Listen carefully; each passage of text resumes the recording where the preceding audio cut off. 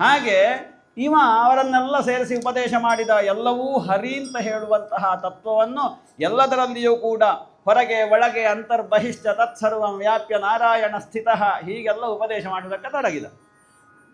ಕೊನೆಗೆ ನಾವು ನಿನ್ನ ಜೊತೆಗೆ ಅಂತ ಹೇಳಿದ್ರಲ್ಲ ಅವರು ಮಕ್ಕಳು, ತಿರುಗಿಸಿದ್ದೆ ಮಕ್ಕಳನ್ನು. ಗುರುವಿಗೆ ದೊಡ್ಡ ತಲೆನೋವು, ಎಲ್ಲ ನನ್ನ ಕೈಯಿಂದ ತಪ್ಪಿದ್ರು ಅಂತ. ಆ ಮಕ್ಕಳಿಗೆ ಪ್ರಶ್ನೆ ಬಂತು, ಅಲ್ಲ ನೀನು ಇದನ್ನೆಲ್ಲ ಹೇಗೆ ಕಲ್ತ್ಯ ಮಾರೆ? ನಾನು ಅಮ್ಮನ ಹೊಟ್ಟೆಯಲ್ಲಿರುವ ಕಲ್ತದ್ದು.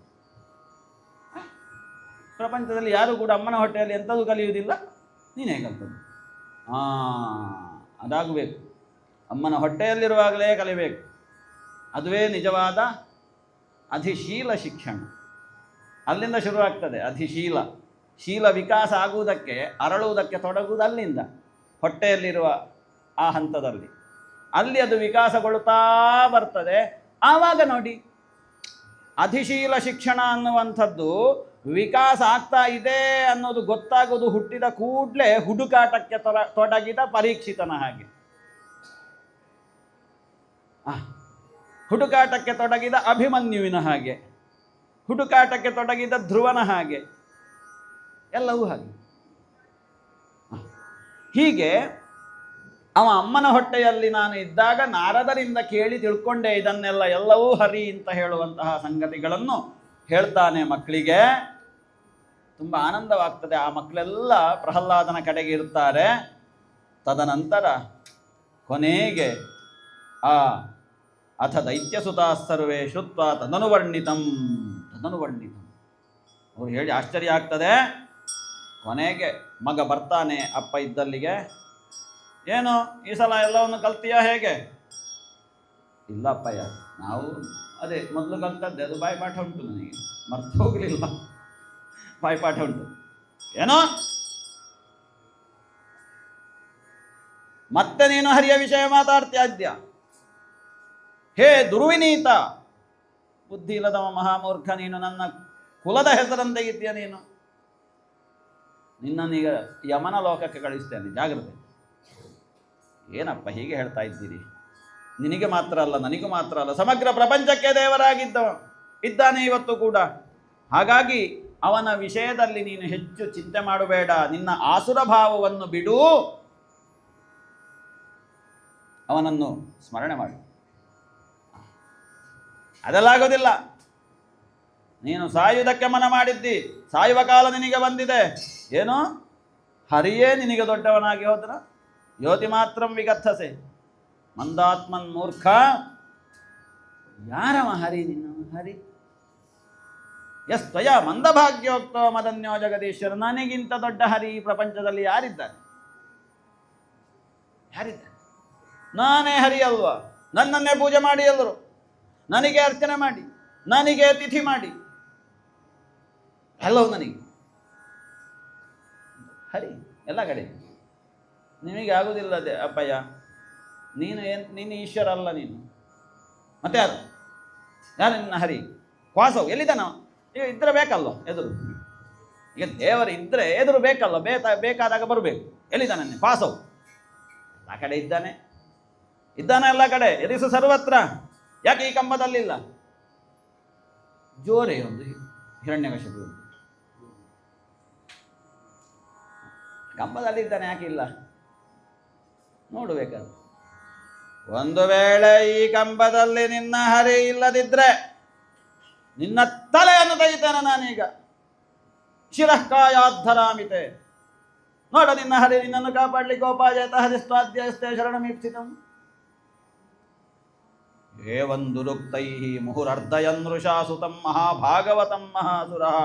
ಕೂಡಲೇ ತನ್ನ ಸಿಂಹಾಸನದಿಂದ ಖಡ್ಗವನ್ನು ಹಿಡ್ಕೊಂಡು ಅಲ್ಲಿಂದ ಎದ್ದು ಕೆಳಗಿಳಿದು ತನ್ನ ಮುಷ್ಟಿಯನ್ನು ಎತ್ತಿ ಆ ಕಂಬಕ್ಕೆ ಬಡದ ಅಲ್ಲಿಂದ. ಅದಕ್ಕೆ ತದೈವ ತಸ್ಮಿನ್ನಿನದೋತಿ ಭೀಷಣ. ಎಲ್ಲಿಂದಲೋ ಒಂದು ಭಯಾನಕವಾದಂತಹ ಶಬ್ದ ಗುಡುಗಿದ ಹಾಗೆ ಕೇಳಿತಂತೆ. ಆ ಗುಡುಗಿದ ಶಬ್ದಕ್ಕೆ 14 ಲೋಕಗಳೇ ಬಿರಿಯುವ ಹಾಗೆ ಶಬ್ದ ಆಯ್ತಂತೆ. ಏನಾಂಡ ಕಟಾಹ ಮಸ್ಫುಟತ್. ಎಲ್ಲ ಅವರವರ ಜಾಗದಿಂದ ದೇವತೆಗಳು ಬ್ರಹ್ಮಾದಿಗಳೆಲ್ಲ ಬಂದು ನೋಡಿದ್ರಂತೆ, ಇದು ಎಲ್ಲಿಂದ ಶಬ್ದ ಅಂತ.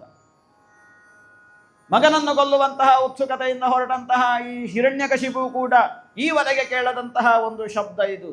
ಎಲ್ಲಿಂದ ಒಳಗೆ ಬಂತ ಅಂತ ಒಳಗಿಂದ ನೋಡಿದ ಒಳಗೆ ಅಲ್ಲ, ಹೊರಗಿಂದ ಬಂತ ಅಂತ ಹೊರಗೆ ನೋಡಿದ ಹೊರಗಿಂದಲೂ ಅಲ್ಲ. ಹಾಗಾದ್ರೆ ಎಲ್ಲಿಂದ ಬಂತಿದ್ದು ಅಂತ ಹೀಗೆ ನೋಡ್ತಾರೆ. ಆವಾಗ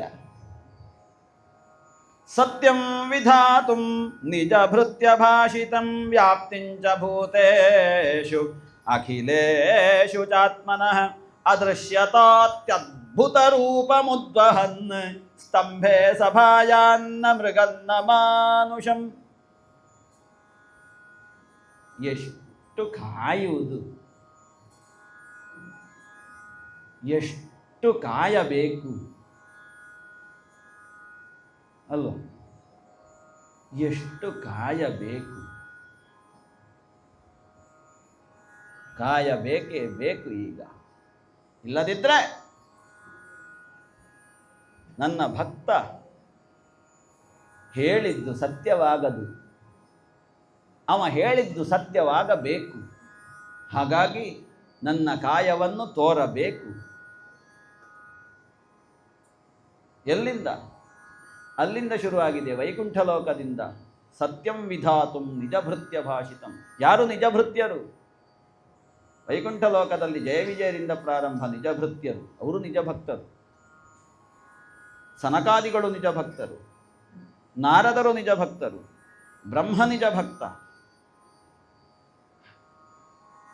ಸನಕಾದಿಗಳು ಹೇಳಿದ್ದು ಆಸುರಿ ಯೋನಿಯಲ್ಲಿ ಹುಟ್ಟಿ ಅದನ್ನು ಹುಟ್ಟಿಸಿ ಆಯಿತು, ಸತ್ಯ ಆಯಿತು. ಶಾಪ ಕೊಟ್ಟದ್ದು ಆಯಿತು. ಜಯ ವಿಜಯರು 3 ಜನ್ಮಗಳಲ್ಲಿ ನಾವು ಅನುಭವಿಸಿ ಬೇಗ ಬರಬೇಕು ನಿನ್ನ ದ್ವೇಷಿಗಳಾಗಿ, ಅದನ್ನು ಸತ್ಯ ಮಾಡಬೇಕು. ಬ್ರಹ್ಮ ತಥಾಸ್ತು ಅಂತ ಹೇಳಿದ್ದ, ಕೇಳಿದಂತಹ ವರಗಳಿಗೆ ಅದನ್ನು ಹೌದು ಮಾಡಬೇಕು. ಈ ಹಿರಣ್ಯಾಕ್ಷ ತಪಸ್ಸು ಮಾಡಿದ ಕಾಲಕ್ಕೆ ಏನೆಲ್ಲ ಕೇಳಿದ್ದ ಅದನ್ನೆಲ್ಲ ಸತ್ಯ ಮಾಡಬೇಕು. ಅವರೆಲ್ಲ ಪರಮ ಭಕ್ತರು. ಆ ಭಕ್ತರು ಅಂದಿದ್ದನ್ನೆಲ್ಲ ಸತ್ಯ ಮಾಡಬೇಕು ಹೇಳುವಂತಹ ಒಂದು ಅತ್ಯಂತ ಹಂಬಲ, ತೀವ್ರತೆ ಆ ಭಗವಂತನಿಗೆ ಆದ ಕಾರಣ ಸತ್ಯಂ ವಿಧಾತುಂ ನಿಜಭೃತ್ಯ ಭಾಷಿತಂ. ಮಾತ್ರ ಅಲ್ಲ, ಪದೇ ಪದೇ ಹೆಜ್ಜೆ ಹೆಜ್ಜೆಗೆ ಕ್ಷಣ ಕ್ಷಣಕ್ಕೂ ಕೂಡ ನನ್ನ ಹರಿ ಎಲ್ಲ ಕಡೆ ಇದ್ದಾನೆ, ಹರಿ ಎಲ್ಲ ಕಡೆ ಇದ್ದಾನೆ ಅಂತ ಹೇಳ್ತಾ ಹೇಳ್ತಾ ಬಂದವನು ಪ್ರಹ್ಲಾದ. ಆ ಪ್ರಹ್ಲಾದ ಹೇಳಿದ್ದನ್ನು ಸತ್ಯ ಮಾಡಬೇಕು. ಏನಂತೆ? ವ್ಯಾಪ್ತಿಂಚ ಭೂತೇಷು ಅಖಿಲೇಷು ಚಾತ್ಮನಃ. ಭಗವಂತನ ವ್ಯಾಪ್ತಿ ಅನ್ನುವಂಥದ್ದು ಎಲ್ಲೋ ಒಂದು ಪರಿಧಿಯೊಳಗಡೆ ನಿಲ್ಲುವುದಲ್ಲ, ಅದು ಸಕಲತ್ರ ವ್ಯಾಪನಶೀಲವಾದದ್ದು. ಅಖಿಲೇಷು ಚ ಆತ್ಮನಃ. ಚರಾಚರ ಪ್ರಪಂಚವನ್ನೇ ತನ್ನ ಒಳಗಡೆ, ತನ್ನ ಒಡಲೊಳಗಡೆ ಹುದುಗಿಸಿಕೊಂಡಿರುವ ಭಗವಂತ ಅದನ್ನು ಸತ್ಯ ಮಾಡಬೇಕು ಅವ ಹೇಳಿದ್ದನ್ನು. ಆದ ಕಾರಣ ಅದೃಶ್ಯತ. ಏನು ರೂಪ ಅದು! ಅತ್ಯದ್ಭುತ ರೂಪ ಮುದ್ವಹನ್ ಸ್ತಂಭೆ. ಸ್ತಂಭದಲ್ಲಿ ಎಲ್ಲ ಕಡೆ ಇದ್ದಾನೆ ಅಂತ ಹೇಳಿದಂತ ಸತ್ಯ ಮಾಡುವುದಕ್ಕೆ ಬೇಕಾಗಿ ಸ್ತಂಭದಲ್ಲಿಯೂ ಕೂಡ ಇದ್ದಾನೆ. ಅದಲ್ಲಿ ಇದ್ದ ಅಂತ ಹೇಳಿದ್ನಲ್ಲ ಪ್ರಹ್ಲಾದ, ಅದನ್ನು ತೋರಿಸ್ಬೇಕು. ಹಾಗಾಗಿ ನಾವು ಏನು ನಂಬಿ, ಅದಕ್ಕೆಲ್ಲ ನಂಬಿಕೆ ಬೇಕು, ವಿಶ್ವಾಸ ಬೇಕು. ಸ್ವಲ್ಪವೂ ಸಂಶಯ ಬರಬಾರದು ಅವನ ಕುರಿತಾಗಿ. ಅದಿಲ್ಲ, ನಿಸ್ಸಂಶಯವಾಗಿ ನಾವು ಅವನನ್ನು ನಂಬುವುದಕ್ಕೆ ಹೊರಟೆವು ಅಂತಾದರೆ ನಾವು ಹೇಳಿದ್ದೆಲ್ಲವೂ ಸತ್ಯ ಆಗ್ತದೆ. ಬೇಕಾದರೆ ಪರೀಕ್ಷೆ ಮಾಡಿ. ಪ್ರಹ್ಲಾದನೇ ಸಾಕ್ಷಿ. ಇದೆ ವಿಶ್ವಾಸ ಬೇಕು. ಪ್ರಹ್ಲಾದನ ವಿಶ್ವಾಸವೇ ನಮಗೆ ಆದರ್ಶ. ಬೇರೆ ಯಾರ ವಿಶ್ವಾಸವಂತೆ ಕೊಡೋದು ಬೇಡ. ಪ್ರಹ್ಲಾದನ ನಂಬಿಕೆ ನಮಗೆ ಆದರ್ಶ. ಇದು ಅನುಸರಣೀಯವಾದ ಆದರ್ಶ. ಹಾಗಾಗಿ ಅದನ್ನು ಸತ್ಯಗೊಳಿಸಬೇಕು. ಅತ್ಯದ್ಭುತವಾದ ರೂಪವನ್ನು ಧರಿಸಿ ಸ್ತಂಭದಿಂದೊಡೆದು ಬಂದ, ಕಂಬದಿಂದ ಒಡೆದು ಬಂದ. ಏನಂತೆ? ಸಭಾಯಾಂ ನ ಮೃಗನ್ನ ಮಾನುಷಂ. ಅವ ಕೇಳಿದ್ದ, ನನಗೆ ಮೃಗಗಳಿಂದಲೂ ಮರಣ ಬರಕೂಡದು, ಬ್ರಹ್ಮನ್ನೇ ಮನುಷ್ಯರಿಂದಲೂ ಮರಣ ಬರಕೂಡದು. ಅದನ್ನು ಹೌದು ಮಾಡಬೇಕು ತಾನೆ, ಯಾಕೆ ಅವ ನನ್ನ ಭಕ್ತ ಅಲ್ವಾ? ಆದ ಕಾರಣ ಅತ್ಲಾಗಿ ಮೃಗವೂ ಅಲ್ಲದ, ಇತ್ಲಾಗಿ ಮನುಷ್ಯನೂ ಅಲ್ಲದ. ಹಾಗೆಂತ ತಾತ್ವಿಕವಾಗಿ ಎರಡೂ ಹೌದಾದ ರೂಪವನ್ನು ತೋರಿಸಬೇಕು ಪ್ರಪಂಚಕ್ಕೆ. ಅದಕ್ಕೆ ಬೇಕಾಗಿ ಬರಬೇಕು. ಹಿರಣ್ಯಕಶಿಪುವನ್ನು ಕೊಲ್ಲುವುದಕ್ಕೆ ನರಸಿಂಹಾವತಾರ ಅಲ್ವೇ ಅಲ್ಲ. ತುಂಬ ಜನ ತಪ್ಪು ತಿಳ್ಕೊಂಡಿದ್ದೀರಿ ನೀವು. ಹಿರಣ್ಯಕಶಿಪುವನ್ನು ಕೊಲ್ಲುವುದಕ್ಕೆ ನರಸಿಂಹಾವತಾರ ಅಲ್ವೇ ಅಲ್ಲ. ಎಲ್ಲಿಂಟು ಹಾಗೆ? ಅವ ಬಂದದ್ದೇ ಇಷ್ಟಕ್ಕೆ ನೋಡಿ. ಸತ್ಯಂ ವಿಧಾತಂ ನಿಜಭೃತ್ಯ ಭಾಷಿತಂ. ಆ ಶ್ಲೋಕದಲ್ಲಿ ಉತ್ತರ ಉಂಟು ಅದಕ್ಕೆ. ಯಾಕೆ ಬಂದದ್ದು ಅಂತಂದ್ರೆ ಅದಕ್ಕೆ ಬಂದಾಗ ಇವನ ದೌಷ್ಟ್ಯಕ್ಕೆ ಉದ್ದೇಶ ಸಫಲ ಆಗುವುದಕ್ಕೆ ಕೊಲ್ಲುವುದಕ್ಕೆ ಬರುವುದಲ್ಲ. ಪ್ರಹ್ಲಾದ ಹೇಳಿದ್ದನ್ನು ಸತ್ಯ ಮಾಡುವುದಕ್ಕೆ ಬರುವುದು. ಅಲ್ಲಿ ಬ್ರಹ್ಮಾದಿ ದೇವತೆಗಳು ಹೇಳಿದ್ದನ್ನೆಲ್ಲ ಸತ್ಯ ಮಾಡುವುದಕ್ಕೆ ಬರುವುದು. ಜಯವಿಜಯರಾಗಿ ಹೇಳಿದ್ದನ್ನು ಸತ್ಯ ಮಾಡುವುದಕ್ಕೆ ಬರುವುದು. ಹಿರಣ್ಯಾಕ್ಷ ಹಿರಣ್ಯಕಶಿಪುಗಳು ಹೇಳಿದ್ದನ್ನು ಸತ್ಯ ಮಾಡುವುದಕ್ಕೆ ಬರುವುದು, ಕೊಲ್ಲುವುದಕ್ಕಲ್ಲ. ದೇವರು ಎಲ್ಲಿಯೂ ಕೂಡ ಕೊಲ್ಲುವುದಕ್ಕೆ ಬರಲಿಲ್ಲ. ರಾವಣ ಕುಂಭಕರ್ಣರನ್ನು ಕೊಂದದ್ದ, ಶಿಶುಪಾಲ ದಂತವಕ್ತ್ರರನ್ನು ಕೊಂದದ್ದ. ಏನು ಹೇಳ್ತದೆ ಭಾಗವತ?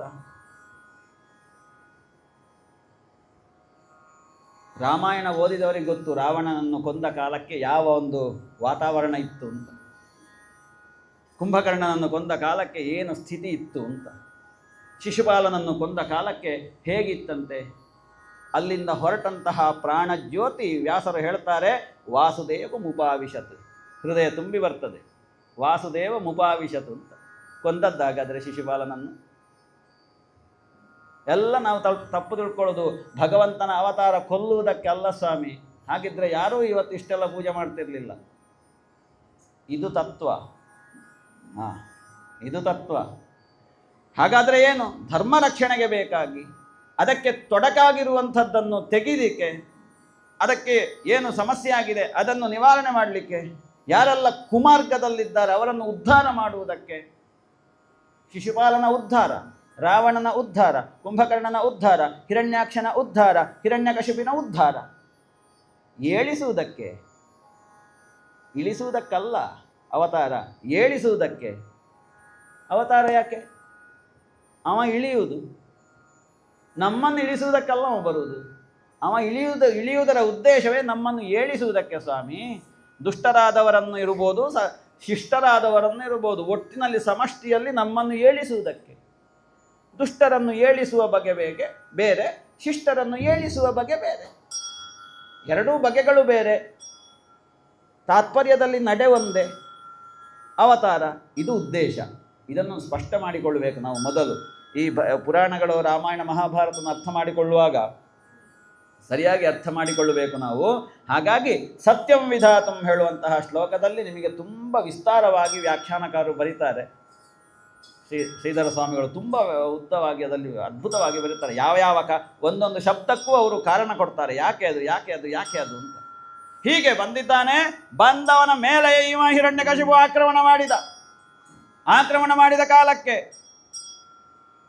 ಗರುಡನೊಂದು ಹಾವನ್ನು ಹಿಡಿಯುವ ಹಾಗೆ ಹಿಡ್ಕೊಂಡು ಹಿರಣ್ಯಕಶಿಪುವನ್ನು ನರಸಿಂಹಾವತಾರ ಹಿಡ್ಕೊಂಡು ಅಲ್ಲಿ ಗರುಡನ ಕೈಯಲ್ಲಿ ತೊಳಲಾಟ ಮಾಡುವ ಹಾವಿನ ಹಾಗೆ ಇವ ಚಡಪಡಿಸುವುದಕ್ಕೆ ತೊಡಗಿದ.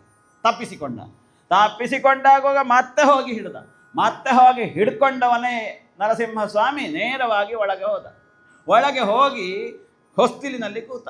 ಒಳಗೂ ಅಲ್ಲ ಹೊರಗೂ ಅಲ್ಲ ಆಗಬೇಕು, ಅದು ಸತ್ಯ ಆಗಬೇಕು. ರಾತ್ರಿಯೂ ಅಲ್ಲ ಹಗಲೂ ಅಲ್ಲ, ಸಂಧಿಕಾಲ, ಎರಡರ ಸಂಧಿಕಾಲ. ಮೇಲೆಯೂ ಅಲ್ಲ ಕೆಳಗೂ ಅಲ್ಲ, ಮಧ್ಯದಲ್ಲಿ ಅಂಕದಲ್ಲಿ ತೊಡೆಯಲ್ಲಿ ಕೂರಿಸಿದ. ತೊಡೆಯಲ್ಲಿ ಕೂದು ಆಯುಧದಲ್ಲಿ ಮರಣ ಇಲ್ಲ ಅಂತ ಉಂಟಲ್ಲ ಅವನಿಗೆ, ಆಯುಧದಲ್ಲಿ ಮರಣ ಇಲ್ಲದಿದ್ದರೆ ಆಯಿತು, ಬೇರೆ ಅದೆಲ್ಲರಾಗ್ಬೋದಲ್ಲ ಅಂತ ಹೇಳಿಕೊಂಡು ಇವ ಹೃದಯವನ್ನು ಬಗೆಯುವುದಕ್ಕೆ ತೊಡಗಿದ. ಏನುಂಟು ಅಂತ ನೋಡಿದ. ಅದರಲ್ಲಿ ಏನುಂಟು ಅಂತ ನೋಡುವಾಗ ವಿಷ್ಣು ಭಕ್ತಿ, ಅದನ್ನೇ ತೆಗೆದು ಹೀಗೆ ಮಾಡಿದ. ಸೇರಿತಲ್ಲ ಒಳಗಡೆ, ಅಲ್ಲಿಗೆ ಅವನ ಪ್ರಾಣ ಹೋಯಿತು. ಭಗವಂತನನ್ನು ಉಪಶಮನ ಮಾಡಬೇಕಿದ್ರೆ ಮೊದಲು ಮಾಡಬೇಕಾದ್ದು ಶರಣಾಗತಿ, ನಮಸ್ಕಾರ, ನಿನ್ನ ಕೋಪಕ್ಕೆ ನಮಸ್ಕಾರ ಅಂತ. ಅವ ಹೀಗೆ ಹೋದ, ಅದು ಕೈ ಬಿಡಲೇ ಇಲ್ಲ. ಅಡ್ಡ ಬೀಳುವಾಗಲೂ ಹೀಗೆ ಬಿದ್ದದ್ದು.